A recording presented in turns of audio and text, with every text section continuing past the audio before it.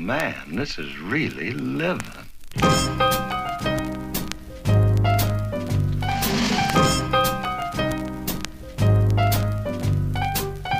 We're committed to the art and nothing can stop us. Not even a train, plane, tractor, all of us as we feel the rhythm inside the marrow of our bones. Hey guys, Luke Coley coming at you. I'm going to give you a video. Just real quick before I get into what I want to talk about today. I did do another recap at the end of this video, put some music to it, all that kind of thing. I'm probably going to try to do that every day for the next week or so, just because there's so much activity going on right now that it's going to be hard to go over all of it in a video and keep it any kind of time frame. My videos have been going about 50 minutes long here lately. I don't typically like to go that long because, frankly, I think some people get bored, obviously. You know, I do try to keep pertinent information in there, but I do go over things over and over and over again for a reason, and I explained that in my previous video. But I will be giving like I said, I'll run a review at the end of this video, just the models. For those of you guys that know what you're looking at, you can go check that out. I did put some music to it again, but anyway, what you guys are looking at here, guys, is it's Grant Thomas. He's from King of Random channel. I've been watching him for, oh my gosh, a long time. Actually, he was one of the first YouTubers that I actually really enjoyed and was going back to his channel over and over and over again. What he does is he was taking simple, basically science or what have you, life hack type of stuff and testing them out. He would hear myths and stuff, and he would, go down that scientific road and try to see if he could recreate it, if it was even possible, those kinds of things. Well, he passed away. He led a very active lifestyle. He had a family. So, he kind of poured it all out about a year ago. He had to start cutting back on when he was going to be in front of the camera because he was, 18, 19, 20 hours a day just trying to keep his channel running. Now, obviously, a lot of you guys probably know who he is because he was a very, very popular YouTuber. But he had a paragliding accident, is what they're saying. I guess he was missing for about a day, and then they found his gear, and obviously they found him. It's very sad. He has children and a wife. It just really is. It sucks. But so why am I even talking about it here on on the Planet X Research type of a channel? Well, the reason why is, believe it or not, he actually kind of talks about some of the stuff that we talk about. He don't go into the research we do, but this one particular video I found very interesting. And this is like a 6-year-old video. Okay, what he's got there, guys, is he's got himself a big screen, an old style projection style big screen TV. Now, a lot of you guys probably know where I'm going with this already, but see what he's doing here? He's taking the screen part of it off. What basically it magnifies. All right. It's a Fresnel lens, guys. Okay, we talk about that with the Sun Simulator. We talk about it with lenses just being up there. So, this is stuff that he's actually been able, he did this with an old TV. And even right here in his own video, it says crystal clear, focus to a point, right? I mean, we talk about that a lot. Could this be weaponized? All those kinds of things. He did a lot of videos with using this same rig right here. You see what he did here? He's actually made it and put that Fresnel lens right there on this swivel, like an easel type of thing. And then he was making it come down to a focal point. And man, he was burning some crap up. So, I mean, it seriously, yeah. And I'm not sure if he actually got it to 2,000 degrees hot. But it was, I mean, you can see that. Look at that. He was, that was actually part of the TV there, and he actually shows what these actually look like. And if you guys really think about what you're seeing here, I guarantee you guys have seen these. If you put this into I don't know, maybe look up in the sky and take a picture. Yeah. So, there he is. I mean, look what he's doing with that. That's a board.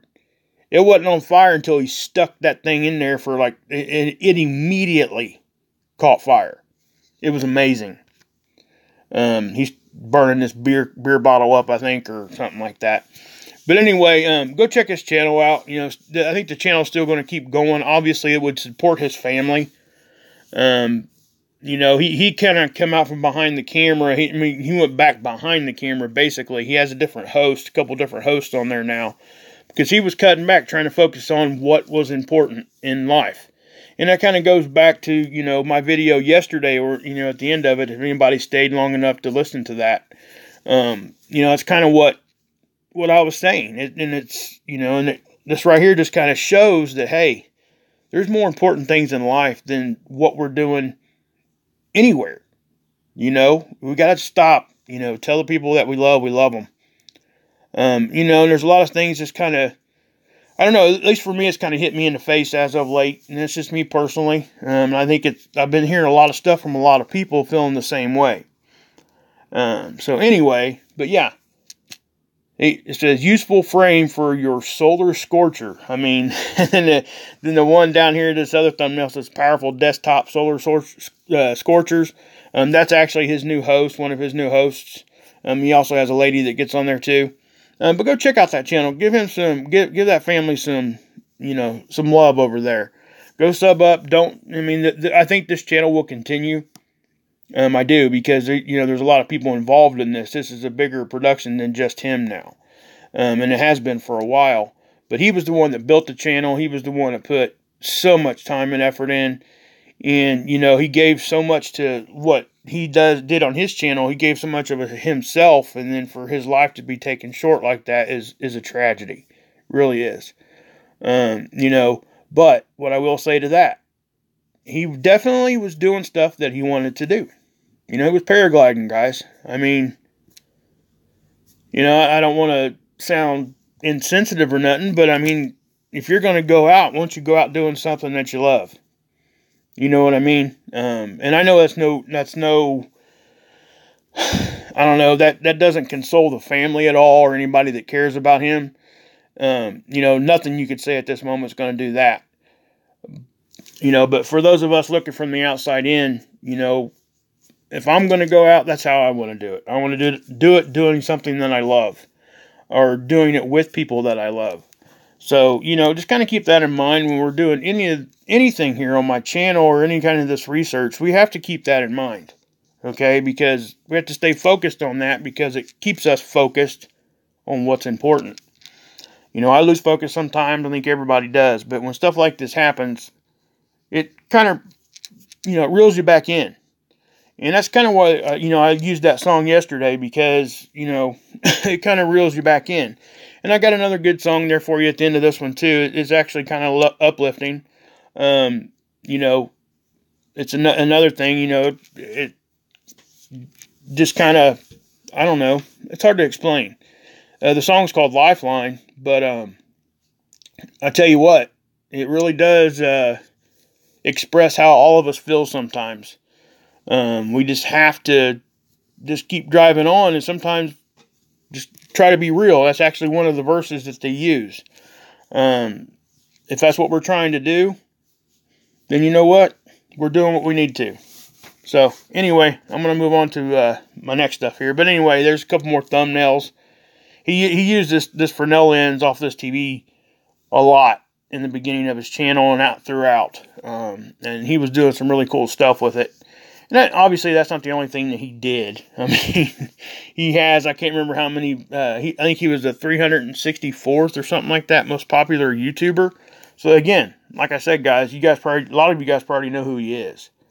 But yeah, I mean, he was a young guy. He was 38 years old. It's a tragedy that he got taken from us like that. And not us. You know, really, I mean, his family, that's where the tragedy really lies. The people that really were close and loved him. So, yeah, I mean, that is what it is. But then I'm going to talk about this for a second, too. Okay, guys? Scott did a live stream today. Clearly upset, rightfully so. Okay? If you guys don't know, Claudia's sick. Dr. Albers is sick. I'm not going to go into details because Scott, kind of covered what he wanted to throw out there as far as that goes. I'm just going to leave that medical, personal stuff out of it.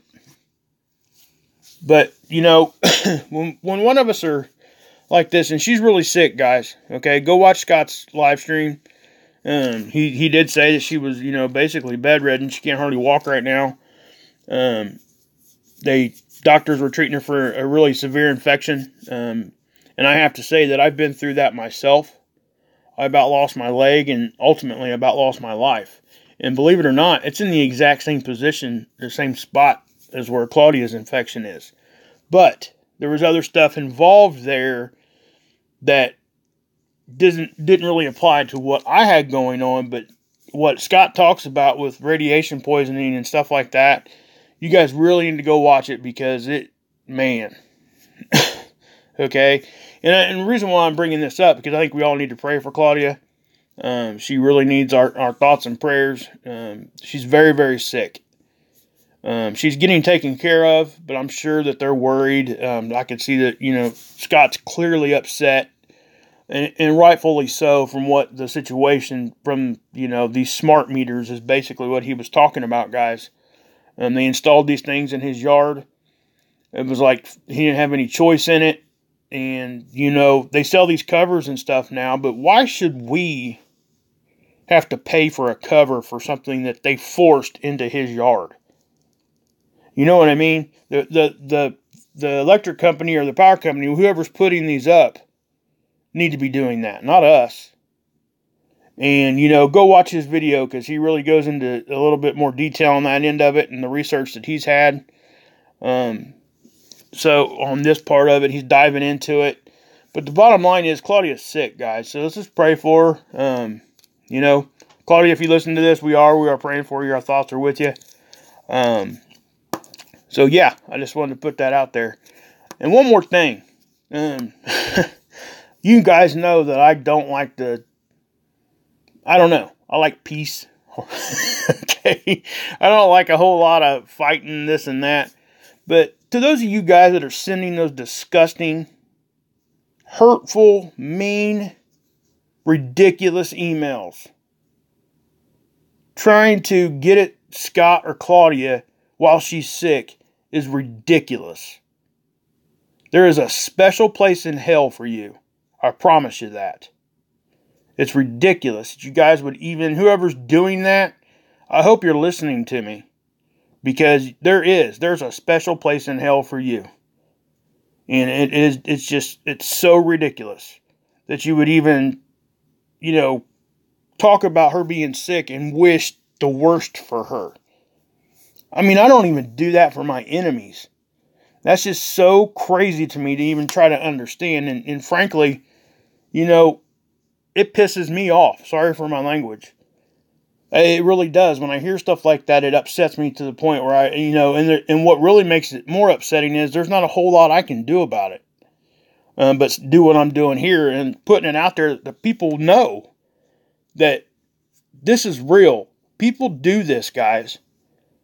They found out she was sick and just started getting, Scott started getting emails about how they wanted the worst for her. I'm not going to go into details. But I'm telling you, it's ridiculous. Whoever's doing it, you should be completely, utterly ashamed. And again, there's a special place in hell for you. And you're going to deserve every minute that you have there. So, anyway, I'm going to move on. Sorry about that. That just really upset me. Anyway. So, I was talking about, this Fresnel business and stuff. But anyway, we're going to go ahead and do this real quick. I'm going to take you over to, we'll get into the research here, what my channel really is about. I'm sorry, guys, I really just needed to say that. I know that I don't typically go that route here, but, sometimes you just got to do what you got to do. This is over at Seeds, guys. We had a small CME. I don't know if it was really a CME, just some sort of a discharge off the backside of the sun here. But this comes into play with what I'm getting ready to talk about here. As you can see, this is our view from Earth, okay? This is from the This is from the SOHO Observatory, which is in a very similar position as the SDO that we typically look at when we look at the sun. So this is our view. It's as if we went outside and looked up at the sun. So you're going to see, you're seeing all that flashing and stuff. Whenever you see that flashing on that chronograph over there, you know it's getting ready to react. That's just what it does. Right? So you're seeing that. Yep, there it went. Okay, now I think it might have been late on the day on the 30th when it showed up. Let's check it real quick. I can't remember exactly what day it was. It might have been on the 31st. But what I want you guys, it's over here on this side, and that's important because that is the position of what we've been talking about here, about this object, the 28-day orbit. That's where it would be. Yeah, there it went right there. So anyway, I'll back off of that and I'll take you to some still shots. It's just easier to show you without having to try to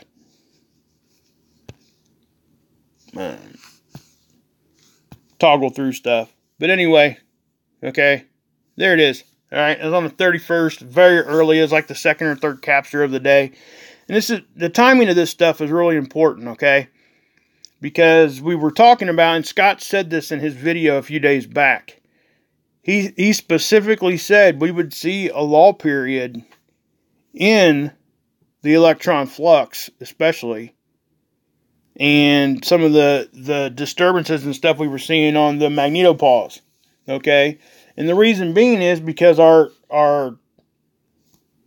object here was behind the sun. It wasn't facing Earth. It wasn't shooting all of its energy our way, okay? It's basically shooting at all times pretty much cosmic rays at us. Okay, and I explained this yesterday, how when the sun has a coronal hole, it's like buckshot, just shooting out in all directions. Well, when this does that, it's also doing it in buckshot style. It's not a beeline, guys, okay?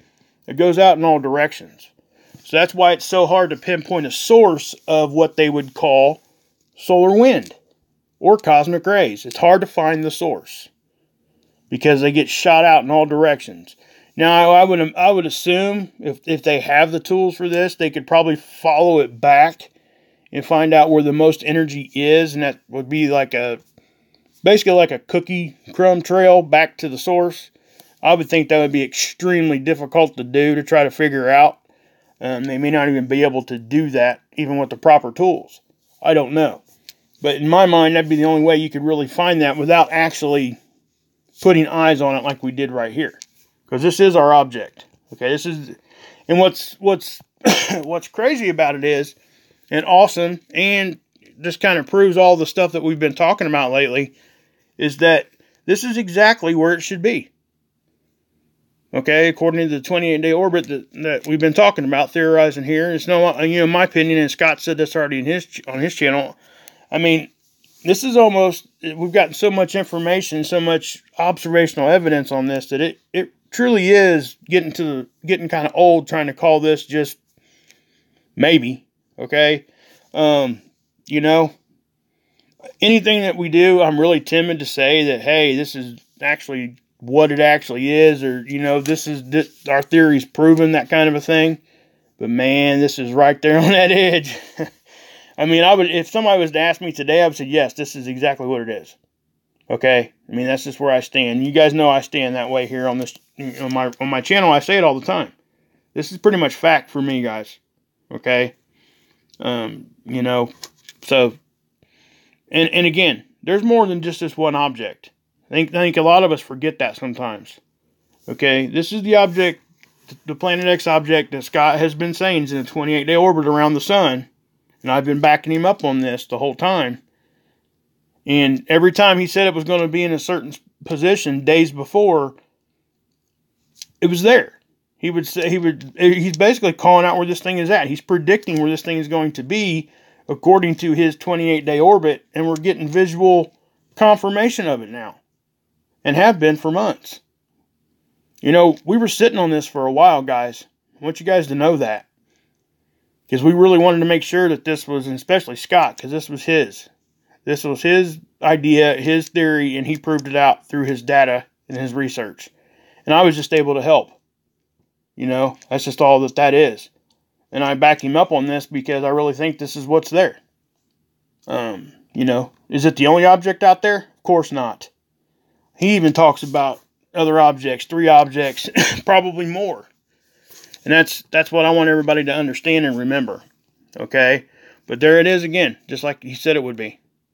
So, where do we go from here, right? Well, what I want you guys to understand is, like right here, this particular, we were talking about the electron flux, right? Well, over here, if you look on the right side of the graph, there was a lull period when it was behind the sun. So, when it poked its head back out, okay, you can see over here, well, we'll just go, sorry about that. Okay, this day, the Planet X object was here. All right, well, right here on the 30th, 31st, it was in its orbit doing its thing, and it poked itself back out on this side. Okay, that's exactly where it should be. We now have a view of it, and it got lit up because the sun reacted to it. That's why we got this capture, and that's how we've gotten almost all of the captures. Okay, plus there's other data. We see it on Core 2 sometimes too.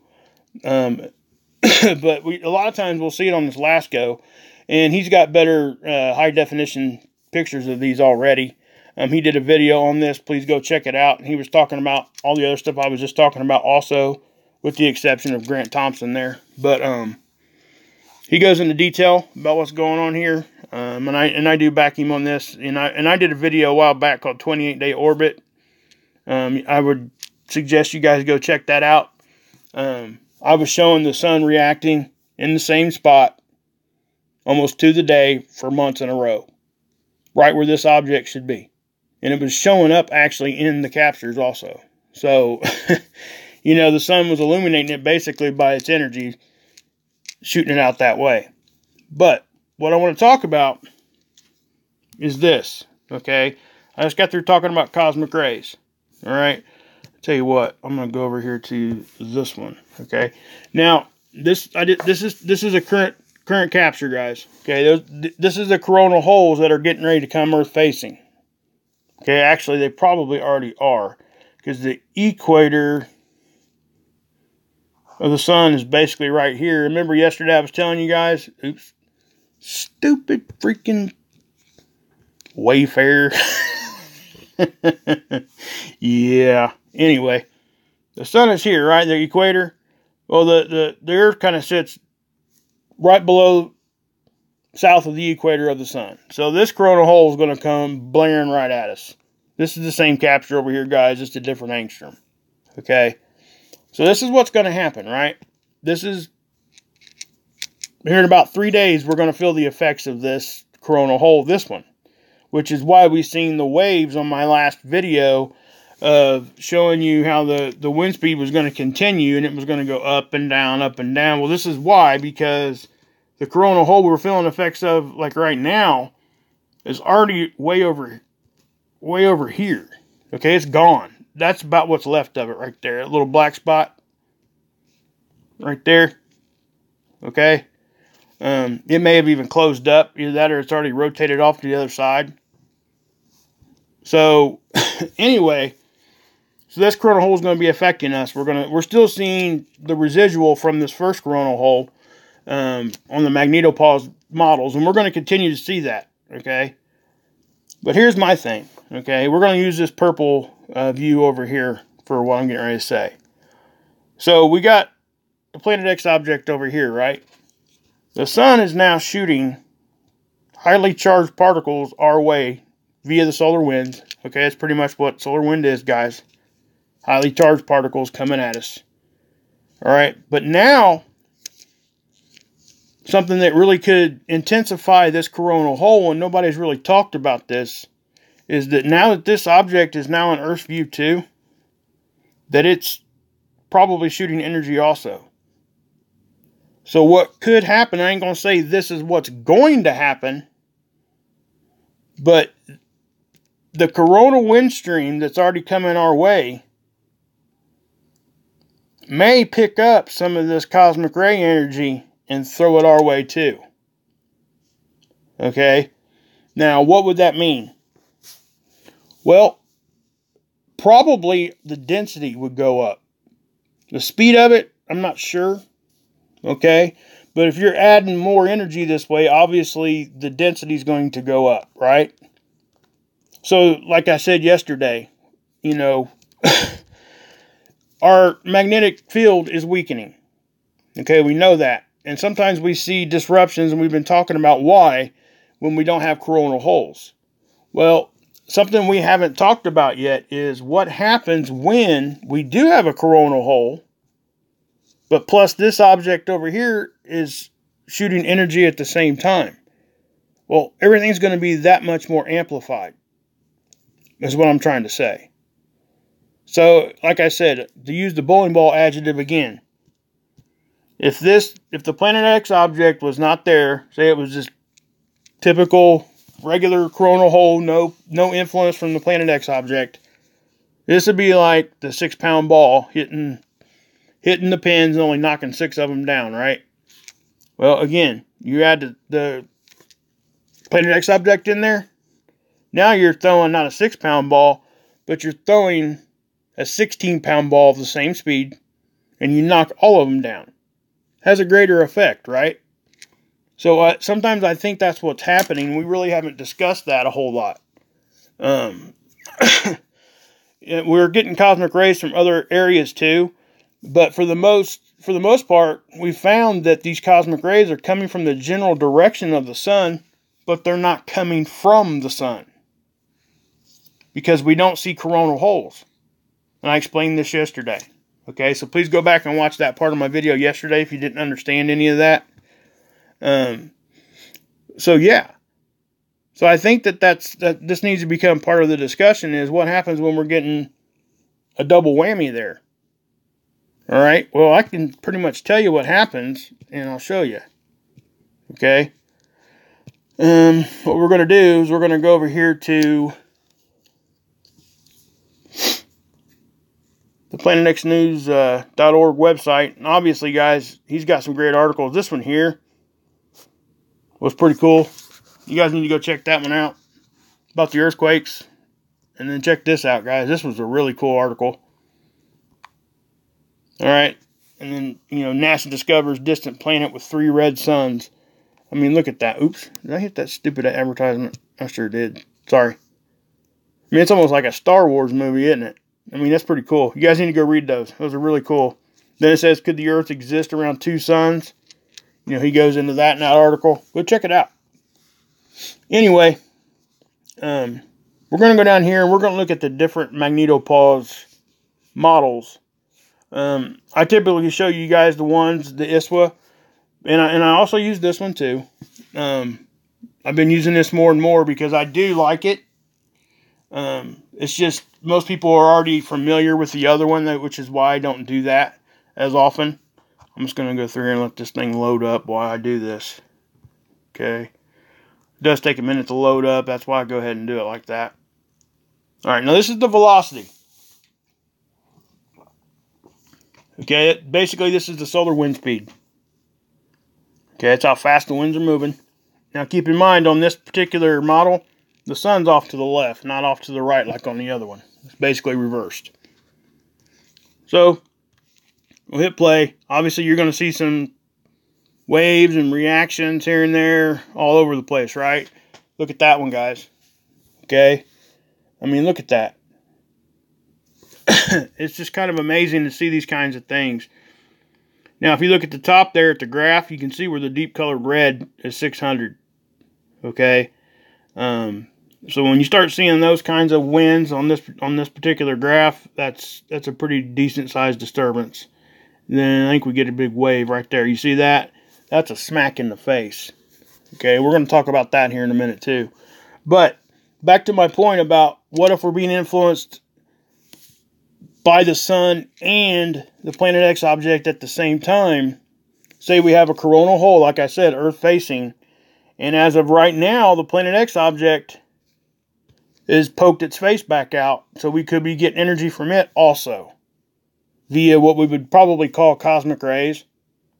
So if those things can be picked up and combined together, least my thought, and I'm just thinking out loud here, guys. This may not even be what would happen, but I would think that the density would go up. So right here, this is a density graph, right? This shows you the density of the ions that are coming at us. Okay? Basically how, we're going to just use the word weight, because I know a lot of people understand that. Or mass. I guess we could use mass. It's not exactly the same thing as density, but it gives people a better idea of what we're talking about. Maybe we could use the word bigger. I don't know. A bigger charged particle. Maybe we'll say that. Okay. But that's really not true either, because you can have something that's dense and be very, very small. Actually smaller than something that's more dense. But anyway, I know I'm throwing a bunch of I'm rambling at this point. Sorry. Anyway, if we're getting influenced by both of those, my thought here is that when we see this get to us in about 3 days, because we're being influenced by both objects right now, if the Planet X object is producing those cosmic rays at this moment, it doesn't have to produce it all the time, okay? It could discharge just like anything else, okay?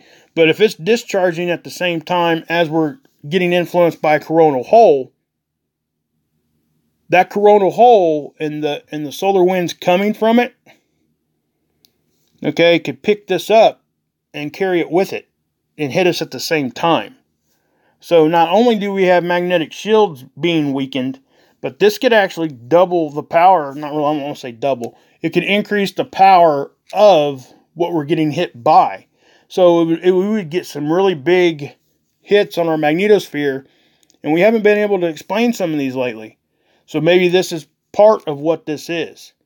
Maybe this is what's happening sometimes. I don't know for 100% sure, but, that is what it is. But as you guys can see this, I mean, this is showing the density. When we get to that spot where we're up here on the velocity spike, we're probably going to see a decent-sized spike here, because that's usually what happens. And I'll pause it when we get there, if it does it. Sometimes we don't see nothing. There it is. Did you see that? Okay. Now, basically why you've seen that is the particles that were hitting the Earth at that time, or our shields at that time, were heavier, more dense. That's why our magnetopoles reacted in such a hard way. Because the speed didn't change much. It did change some, but it didn't change enough really to show up on this density model. The density has to change. Okay, so this just says that the particles are more dense. Okay, so here in about 3 to 4 days, maybe 5, we might see some pretty decent sized smacks on the face. You see that? We'll just back it up again. We'll just run that through a couple times. So what does that actually mean for us?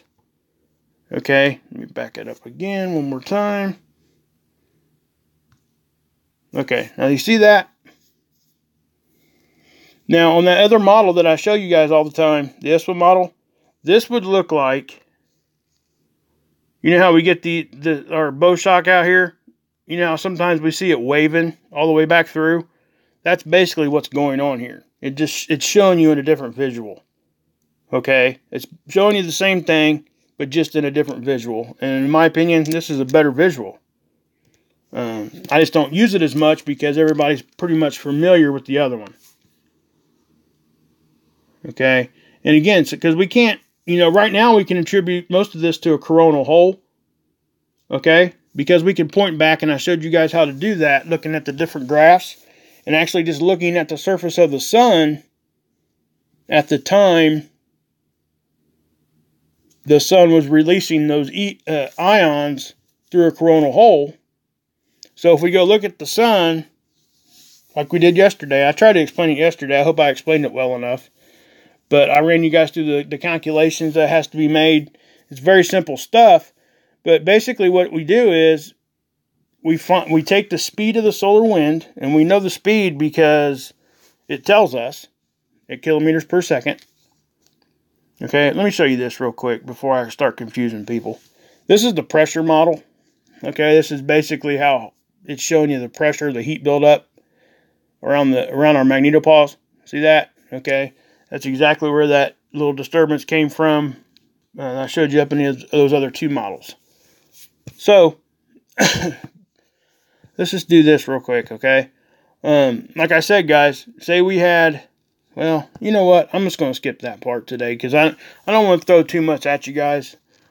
But anyway, my idea there, guys, I'm not sure if it holds any weight. You know, it might. But what I'm saying here, guys, is that Planet X object here is now over here, right? Well, if the sun is shooting energy at the Earth through a coronal hole right here, and it's like a buckshot, you know, going out in all directions, and then say this Planet X object is pushing out cosmic rays also, well, what happens? You see what I'm doing right here? This gets into this solar wind stream, and the solar wind will pick it up and throw it right at us at the same time as the sun's energy is hitting us. Okay? So basically what the Planet X object would be doing, not only is it reacting with the sun's electromagnetic field, but it's actually adding stuff out here in the front also to throw at us. It's all happening at once. Okay? So I think the combination of that and our weakening magnetic field is why we're seeing some of these big, huge disruptions when we're not expecting them. Okay? I really do. I really think that's what's going on right here. At least it's part of it, I think. So, yeah. What we'll do, let's go over here to this one. We'll go over to ISWA, ISWA site, real quick. Okay?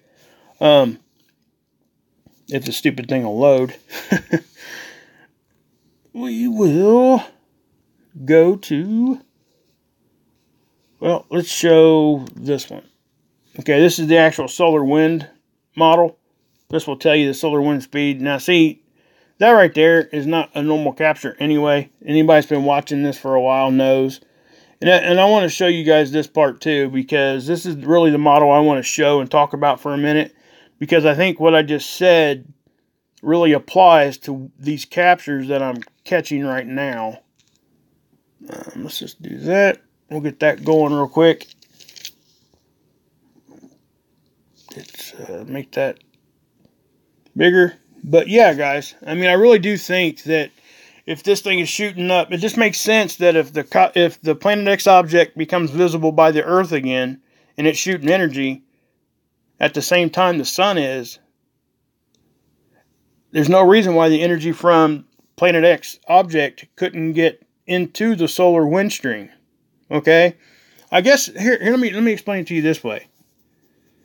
Say you had a fan turned on. Okay? Say you were working in the kitchen, had a fan turned on. And your buddy down, sitting next to you was downstream of the fan. Let's just do this. Little stick figures. How about that? Here's me. Here's my buddy, right? Here's a fan. It's blowing air this way, right? You guys see that? I know it's kind of crude, but whatever. Here's a bag of flour. And I take my other hand and I throw just a little bit in this fan, and it kind of does this number, right? And he gets little speckles. Well, what if I took the whole bag and dumped it in there? What would happen? It would still get picked up by this wind stream, but then it would just like cover him up, right? I really think that's what's happening here. Because the sun would be the fan, the Planet X object would be the bag of flour. Okay? So, put that 2 and 2 together. When you dump the whole bag in there at once, we get covered, right? Turn like a big ball of white flour. So, I know it's kind of a crazy analogy there, but I think it works because it kind of explains it in ways that we, let me do that again real quick. Here's me. Here's my hand. Here's my other hand, right? Here's a bag of flour. Here's a fan. Here's my buddy. Or so-called. Do that, right? So I take my hand, put it in here, and just kind of sprinkle that into that fan, and it kind of does one of these little dot, right? Well, what if I take this whole bag and just dump it in there and it becomes this? Right? Okay? I think that's what's happening. I think the Planet S object is dumping energy into the solar wind stream sometimes. Okay? And that's why we take these hits. Bigger than what we really should. And I think, and again, the weakening magnetic field is going to play into that also. So as we go on through this one, I'm just going to use the slide bar here. Now you're seeing a little, that little shaky part there? That is just constant energy hitting us, okay? It's not real hard, but also don't forget that this is the actual wind speed up here. So, you can kind of gauge it by watching that. But what I wanted to show was that. Okay? Now, do you see how right there we got hit, right? Now, what I want you to watch is right out here in the front. Actually, I'm going to zoom in as far as I can. Okay? Let's get rid of that. But what I want you guys to pay attention to here is right here. Okay, you're going to see that red and everything peel back and open up. And I've talked about this before, but this is really a good way to explain it. Because this is happening right now. See, we got hit right there, right? Now watch what happens out in front. See that? Red all around the earth, and then boom, right after we got hit. Okay, that hits our shield, and that energy goes on. And then boom, look at the red open up right there. Turn to yellow. Look how far that opened up. I've talked about this a lot, actually. Look how far we opened up. So at this point, if we're getting another wave that hits our bow shock, any of that energy that makes it through there is coming straight at us. We don't have this protection out in front. Okay, we did a few minutes before, but like I said, we got hit first. See, watch. Run it again. See the green? Now watch it. See our bow shock? Boom, we got hit right there. You see that? Okay, now very shortly after that, look at that open up. See that? So if we got hit right behind that again, see how we weakened all around? I mean, and look how weak it got right there.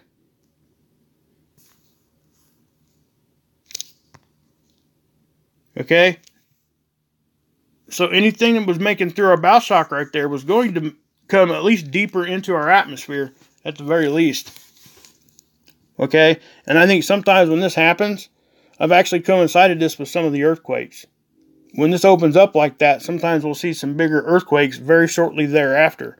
It might be, it might be a day or two afterwards we get a bigger earthquake. We're getting earthquakes every day. What I'm talking about is like 6+ earthquakes. I've seen this open up, and then shortly after that, we'll see a 6+ earthquake. Now, obviously, there's a whole lot of other different science behind that, okay? I don't know that science very well yet. I'm learning. I'm trying to learn by watching Dutch Sense, and Scott's been trying to drag me along with him, and I appreciate that. I really do. I think I'm starting to catch a lot of this stuff, but I'm starting to understand it more, which is allowing me to help you guys understand it, at least as best as I can explain it to you. But I really do think that right there is what's going on with that. We'll run it back one more time. See, we're fine there, right? See all that, the red around there? Yeah, that's a lot of heat. We can go in discussion about that too, but we'll do that later. I mean, we're all heating up. Scott did a video on that. It was awesome. Explains a lot. But here you go. Watch this. See, we're normal right there.